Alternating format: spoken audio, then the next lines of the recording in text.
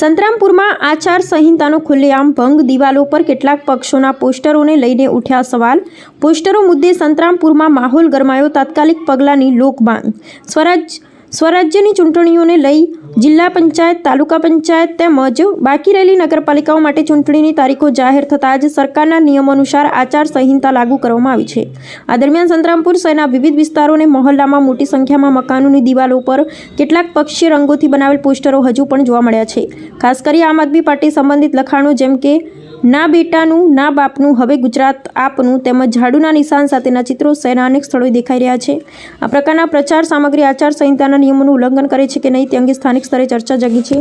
સ્થાનિક નાગરિકોનો આક્ષેપ છે કે ચૂંટણી જાહેર થયા પછી પણ સંતરામપુર તાલુકા વહીવટીતંત્ર દ્વારા આવા પોસ્ટરો હટાવવા અંગે કોઈ અસરકારક કાર્યવાહી હાથ ધરવામાં આવી નથી.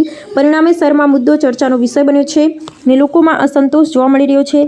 નાગરિકોમાં ઉઠતી માંગ મુજબ સંતરામપુર તાલુકા વહીવટીતંત્રએ તાત્કાલિક પગલાં લઈ આચાર સંહિતાનો કડક અમલ કરવો અને કરાવવો જોઈએ અને સંતરામપુર શહેરમાં લગાવવામાં આવેલા આવા પોસ્ટરો દૂર કરવા જોઈએ, જેથી નિષ્પક્ષ અને પારદર્શક ચૂંટણી પ્રક્રિયા સુનિશ્ચિત થઈ શકે. આ વિશે જાગૃત નાગરિકો દ્વારા તંત્રના જવાબદાર અધિકારીનું ધ્યાન દોરતા તેઓ કહેલ કે આ તે જગ્યાએ ચૂંટણી હોય ત્યાં પોસ્ટર ઉતારવા ન હોય અને બાકી ચૂંટણી પંચના શું નિયમો છે તે હું જોઈ લેવડાવું છું. તો શું આ મહીસાગર જિલ્લામાં આવેલ સંતરામપુર તાલુકામાં કોઈ પણ ચૂંટણીઓ નથી કે જેથી આચાર સંહિતાના નિયમો આ સંતરામપુર શહેરને લાગુ પડતા નથી તેવું જાગૃત નાગરિકોમાં ચર્ચાતું જોવા મળી રહ્યું છે. સત્ય હકીકત શું છે તે તપાસનો વિષય છે.